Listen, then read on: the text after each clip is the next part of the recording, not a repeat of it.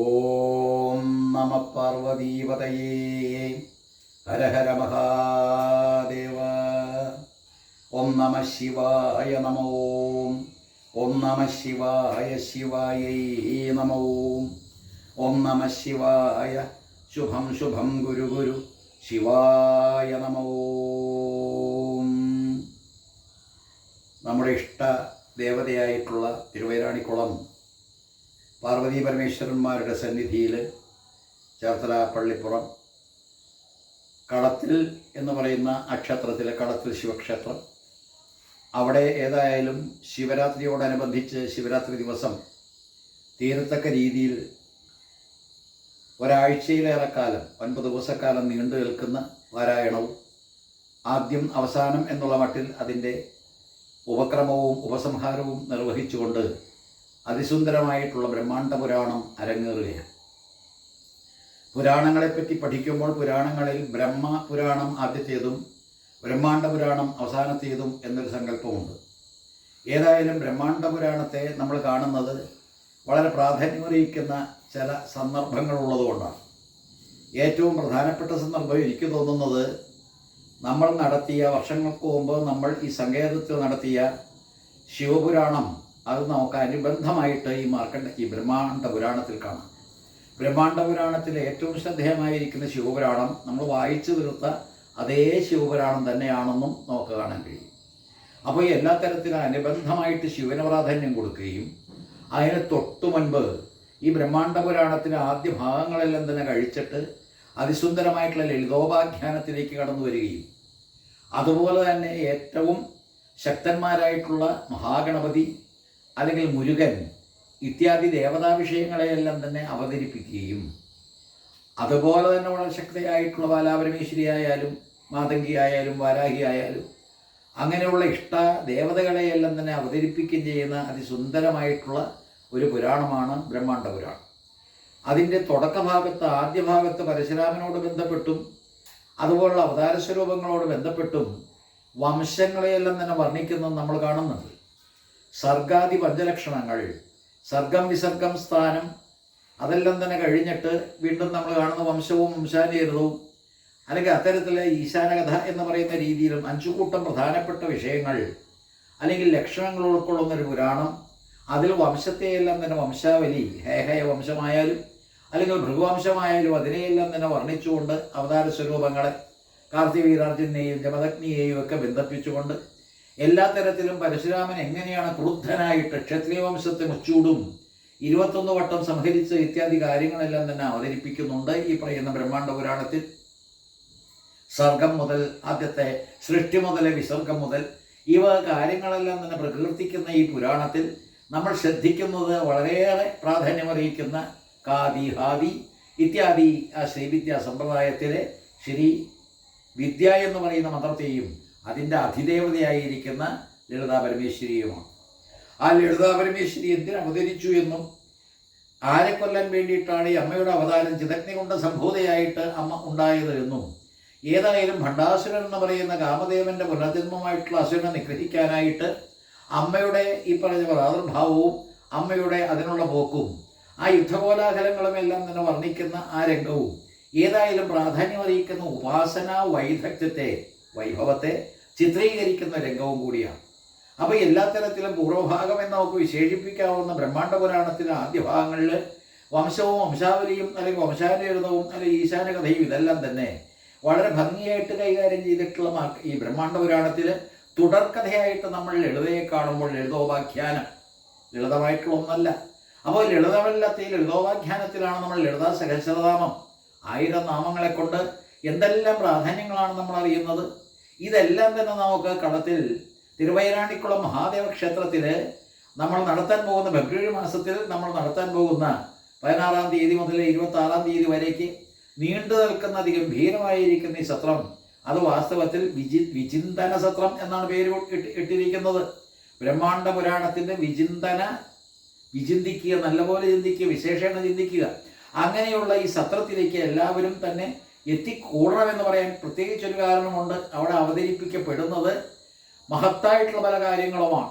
നിങ്ങൾ കാണാനിരിക്കുന്ന വേദി, മുൻകൂറായിട്ട് ഇട്ടുതരികയാണ്. ആ വേദിയിൽ തന്നെ നിങ്ങൾക്ക് സഹസ്രനാമം അതെല്ലാം തന്നെ ആലേഖനം ചെയ്തിട്ടുള്ള പ്രഭാമണ്ഡലത്തെ കാണാം. അതായത് പ്രപഞ്ചത്തിൻ്റെ പ്രഭ എന്ന് പറയുന്ന പ്രപഞ്ചത്തിൻ്റെ അതിന് ഈ പറയുന്ന ഹാലോ എല്ലാ തരത്തിലും വ്യാപിച്ചിരിക്കുന്ന ചൈതന്യത്തിൻ്റെ ആ പ്രകാശത്തിൻ്റെ ആ ധാര അത് എന്ത് എന്ന് ചോദിച്ച സഹസ്ര നാമങ്ങളാണ്.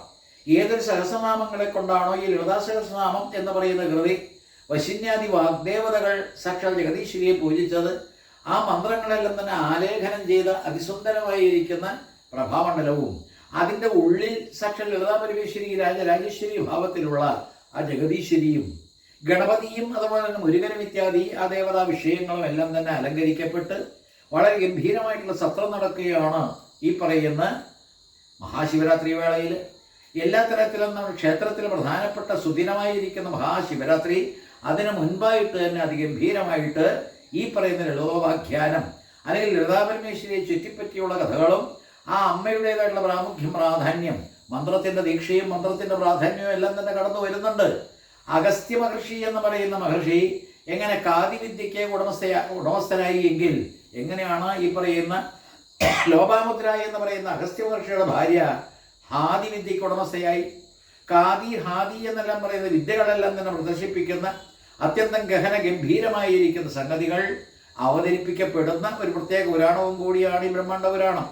ആ ബ്രഹ്മാണ്ഡ പുരാണത്തിൽ പ്രത്യേകിച്ചും 12 ജ്യോതിർലിംഗങ്ങളെ 12 ജ്യോതിർലിംഗങ്ങളെ പ്രതിനിധീകരിച്ചുകൊണ്ട് 12 ലിംഗങ്ങളെല്ലാം തന്നെ പൂജിക്കുന്ന രംഗവും കാണാം.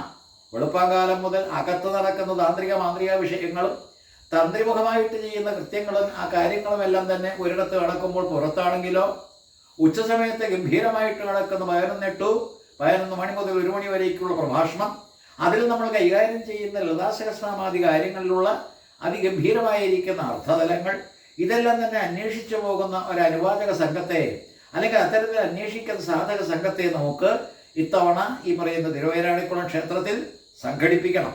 എപ്രകാരമാണോ വർഷങ്ങൾക്ക് മുമ്പ് നിങ്ങൾ ഈ ശിവപുരാണം ഒരു സത്രമായിട്ട് നടത്തിയപ്പോൾ അവിടെ മുഴുവൻ ഇളകി മറിഞ്ഞത്, മണപ്പുറത്ത് ശിവരാത്രി ആഘോഷം പോലെയായിരുന്നു. മണപ്പുറത്ത് എപ്രകാരമാണോ ഒഴുകി ഇങ്ങനെ ജനങ്ങൾ വന്നുചേരുന്ന ശിവരാത്രി ദിവസം, അതുപോലെ ആ സുദിനങ്ങൾ 11 ദിവസങ്ങൾ എപ്രകാരമാണോ നിങ്ങൾ ആ പ്രദേശം മുഴുവൻ ഇളക്കി മറിച്ചുകൊണ്ട് ആ പറയുന്ന ക്ഷേത്രത്തിൽ നമ്മുടെ ക്ഷേത്രത്തിൽ ഇങ്ങനെ ജനങ്ങളുടെ ഒരു സമുദ്രം ഉണ്ടായത്, അതേപോലെ തന്നെ ഈ വരുന്ന ഈ സത്രത്തിലും എല്ലാ തരത്തിലും വിചിന്തന സത്രം, ആ സത്രവും ഗംഭീരമാക്കണം നിങ്ങൾ. എല്ലാ തരത്തിലും ഭാഗഭാക്കാകാം. അവിടെ ജപിക്കുന്ന പഞ്ചാക്ഷരം, അവിടെ ജപിക്കുന്ന മൃത്യുഞ്ജയ മന്ത്രം, അവിടെ ജപിക്കുന്നതായിട്ടുള്ള ഏറ്റവും ശ്രേഷ്ഠമായിരിക്കുന്ന ഗായത്രി മന്ത്രം, ഇതെല്ലാം തന്നെ ഗായത്രി മന്ത്രവും അതുപോലെ തന്നെ മൃത്യുഞ്ജയ മന്ത്രവും പഞ്ചാക്ഷര മന്ത്രവും അതുപോലെയുള്ള മന്ത്രങ്ങളുടെ എല്ലാം തന്നെ ജപം നടക്കുന്ന ഒരു സങ്കേതം ഒന്ന് ആലോചിച്ചു നോക്കൂ. ഈ പ്രദേശം മുഴുവൻ ജാതിമത ഭേദമന്യ പള്ളിപ്പുറം പ്രദേശം മുഴുവൻ എപ്രകാരമാണോ ഈ വർഷങ്ങൾക്ക് മുമ്പ് നമശിവായ മന്ത്രങ്ങൾ കൊണ്ട് മുഖരിതമായി എപ്രകാരമാണോ തേജസ്സുറ്റ ഒരു പ്രദേശമായിട്ട് പരിണമിച്ചത്, അതേ രീതിയിൽ തന്നെ ഇനിയും മാറാൻ പോകുന്നു. അനവധി മന്ത്രങ്ങളും അനവധി തന്ത്രങ്ങളും അനവധി വിദ്യകളും അനവധി ഈ പറയുന്ന കർമ്മങ്ങളും ചടങ്ങുകളും അത്തരത്തിലുള്ള എല്ലാത്തരം ആഘോഷവും വേണ്ട എന്തും അങ്ങനെ ഉത്സവ അന്തരീക്ഷത്തെ സൃഷ്ടിക്കുന്ന ആ സന്ദർഭത്തിലേക്ക് നിങ്ങൾ എല്ലാവരും തന്നെ അഹമികയ എന്നുള്ള പ്രയോഗം മനസ്സിൽ വെച്ചുകൊണ്ട് ഞാൻ മുമ്പേ എന്ന് പറയുന്ന രീതിയിൽ കടന്നു വരണം. ലളിതാ സഹസ്രനാമത്തിൽ മൂലാധാരക നിലയ ബ്രഹ്മഗ്രന്ഥി വിഭേദിനി എന്ന് പറയുന്നത് സാധിക്കണം. അങ്ങനെ മൂലാധാരത്തെ ഛേദിച്ചുകൊണ്ട് നിങ്ങൾ ഉയരണം. നമ്മുടെ സമൂഹം ഒട്ടാകെ ഉയരണം. ഏറ്റവും പ്രാകൃതമായിരിക്കുന്ന പീഡനങ്ങൾ നടക്കുന്ന ഈ കാലഘട്ടത്തിൽ ആ പീഡനത്തിന് ഹേതുവായിരിക്കുന്ന ആ മൂലം അടിസ്ഥാനപരമായിട്ടുള്ള ബ്രഹ്മഗ്രന്ഥി എന്ന് പറയുന്ന ഈ പറയുന്ന മൂലാധാരം അതിനെ ഛേദിക്കുന്ന രീതിയിലേക്ക് നിങ്ങൾ വരണം. ഏറ്റവും പ്രാകൃതമായിരിക്കുന്ന വൃദ്ധന്മാർ പോലും വളരെ പ്രാകൃതമായിരിക്കുന്ന ലൈംഗികതയ്ക്ക് അടിമപ്പെട്ടുകൊണ്ട് ചെയ്യുന്ന ആ പേക്കൂത്തുകളെല്ലാം തന്നെ ഇല്ലാതെയാകണമെങ്കിൽ മൂലാധാരകനായ ബ്രഹ്മഗ്രന്ഥി വിഭേദിനിയായിരിക്കുന്ന സാക്ഷാൽ മഹേശ്വരി ആ ലളിതാപരമേശ്വരിയുടെ അനുഗ്രഹം ആവശ്യമാണ്. നമ്മുടെ ഈ പറയുന്ന ഏരാണിക്കുളം ക്ഷേത്രത്തിൽ വിരാജിച്ചുള്ള പാർവതി പരമേശ്വരന്മാരുടെ ആ അനുഗ്രഹം ആവശ്യമാണ്. മൂലാധാരകനായ ബ്രഹ്മഗ്രന്ഥി വിഭേദിനി കഴിഞ്ഞിട്ട് മണിപൂരകൃത വിഷ്ണുഗ്രന്ഥി വിഭേദിനി കടന്നു കയറുകയാണ് മനുഷ്യൻ. അപ്പോൾ നമ്മളെല്ലാവരും തന്നെ സംസ്കാരത്തിൻ്റെ പരമോന്നതമായിട്ടുള്ള ആ ഉത്തമ ശൃംഗത്തിൽ വിരാജിച്ചെല്ലാൻ വേണ്ടിയിട്ടാണ് ഈ പ്രയത്നം. ഇതിൻ്റെ സംഘാടകര്, ഇതിൻ്റെ ക്ഷേത്ര ഭാരവാഹികളും സംഘാടകരും എല്ലാവരും തന്നെ കിണഞ്ഞ് പരിശ്രമിക്കുന്നത് നമ്മുടെ പ്രദേശത്തിൽ ഉണർവുണ്ടാകണം, ഉയർച്ചയുണ്ടാകണം, ആധ്യാത്മികമായിട്ടുള്ള നേട്ടങ്ങളുണ്ടാകണം.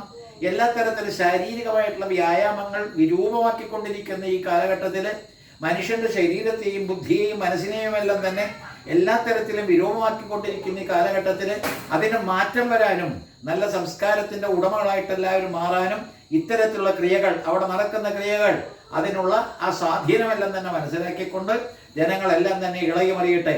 നമ്മുടെ ആൾക്കാരെല്ലാവരും തന്നെ ജാതിമത ഭേദമന്യേ എല്ലാവരും ഒത്തൊരുമിച്ചുകൊണ്ട് നമുക്ക് വേണ്ടതെന്താ? ആധ്യാത്മികത. ആധ്യാത്മികതയ്ക്ക് മതം വാസ്തവത്തിൽ ഒരു പ്രത്യേകിച്ച് പങ്ക് വഹിക്കുന്നുണ്ടെങ്കിൽ തന്നെ മതത്തിന് അതീതമായിട്ടുള്ളൊരു ഭാവമാണ് ആധ്യാത്മികത.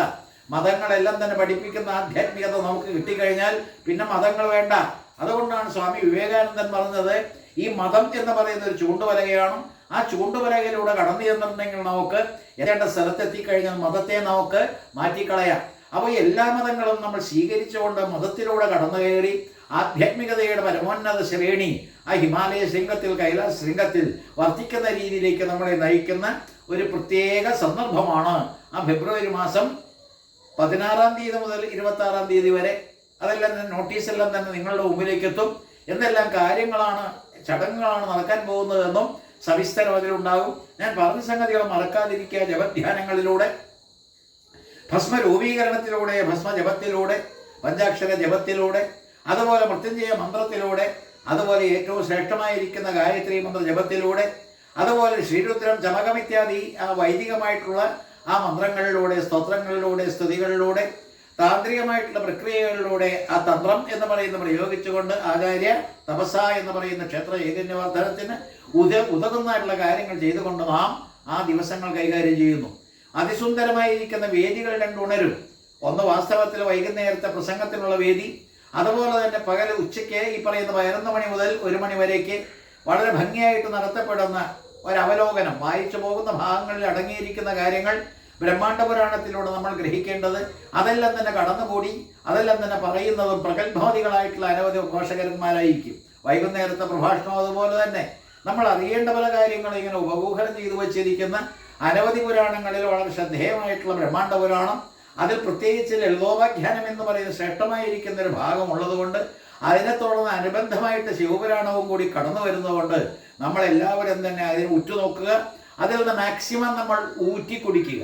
അപ്പോൾ എല്ലാ തരത്തിലും ഉറ്റുനോക്കിക്കൊണ്ട് ഊറ്റിക്കുടിച്ചുകൊണ്ട് നമുക്ക് കിട്ടുന്ന മാക്സിമം ചൂഷണം ചെയ്തുകൊണ്ട് നമുക്ക് ഋഷീശ്വരന്മാർ, വേദവ്യാസ, പരമ ആ അവതാര സ്വരൂപം തന്നെ നമുക്ക് കിട്ടുന്നിരിക്കുന്ന പുരാണങ്ങളിൽ ശ്രേഷ്ഠങ്ങളായിട്ടുള്ള പുരാണങ്ങളെല്ലാം തന്നെ പഠിക്കാനുള്ള ഒരവസരവും കൂടിയാണ് നമ്മുടെ തിരുവൈരാണിക്കുളം ഈ പറയുന്ന കളത്തിൽ തിരുവൈരാണിക്കുളം മഹാക്ഷേത്രത്തിൽ പള്ളിപ്പുറം ചേർത്തല പള്ളിപ്പുറം ക്ഷേത്രത്തിൽ നടക്കാനിരിക്കുന്നത്. ആ നടക്കാനിരിക്കുന്ന ഭാഗത്ത് ഇന്ന് തന്ത്രിമുഖമായിട്ട് കാര്യങ്ങളെല്ലാം തന്നെ അവതരിപ്പിക്കുന്നുണ്ട്. തന്ത്രി എന്തെല്ലാമാണോ പറഞ്ഞിട്ടുള്ളത് അതിനോടെല്ലാം തന്നെ കൂട്ടിച്ചേർത്തുകൊണ്ട് ഈ കാര്യവും കൂടി നിങ്ങൾ മനസ്സിലാക്കുക. വെറുതെയുള്ള വെറുതെ നമ്മൾ കാട്ടിക്കൂട്ടുന്നൊരു വേക്കൂത്തല്ല ഇത്. ആത്മാർത്ഥമായിട്ട് ആധ്യാത്മികതയുടെ ആഴത്തിലേക്ക് കടന്നു ചെല്ലാൻ വേണ്ടിയിട്ട് നമ്മൾ നടത്തുന്ന ഒരു പ്രയത്നമാണ് എന്നുകൂടി മനസ്സിലാക്കിക്കൊണ്ട് നമ്മൾ മുന്നോട്ട് പോകണമെന്നൊരപേക്ഷ എല്ലാവർക്കും എല്ലാ ഭാവുകങ്ങളും നേരുന്നു. ഈ ജഗദീശ്വരൻ ജഗദീശ്വരി രണ്ടുപേരും അനുഗ്രഹിക്കട്ടെ. കാളിദാസൻ പ്രാർത്ഥിച്ച പോലെ വാഗർദ്ധാവിവസംപ്രക്തൗ വാഗർദ്ധ പ്രതിപത്തയേ ജഗതപിതരൗ വന്ദേ പാർവതീ പരമേശ്വരോ. വാഗർദ്ധതുല്യം പിരിയാതെയുള്ള യോഗത്തോടും ലോകപിതാക്കളായി പേർ കേട്ട ഗൗരി പരമേശ്വരർക്കായി വാഗർദ്ധബോധം വരുവാൻ തൊഴുന്നേനും. നമ ശിവായ. ഓം നമ ശിവായ. നമ ഓം നമ ശിവായ. ശിവായേ നമ. ഓം നമ ശിവായ. ശുഭം ശുഭം ഗുരു ഗുരു ശിവായ നമോ.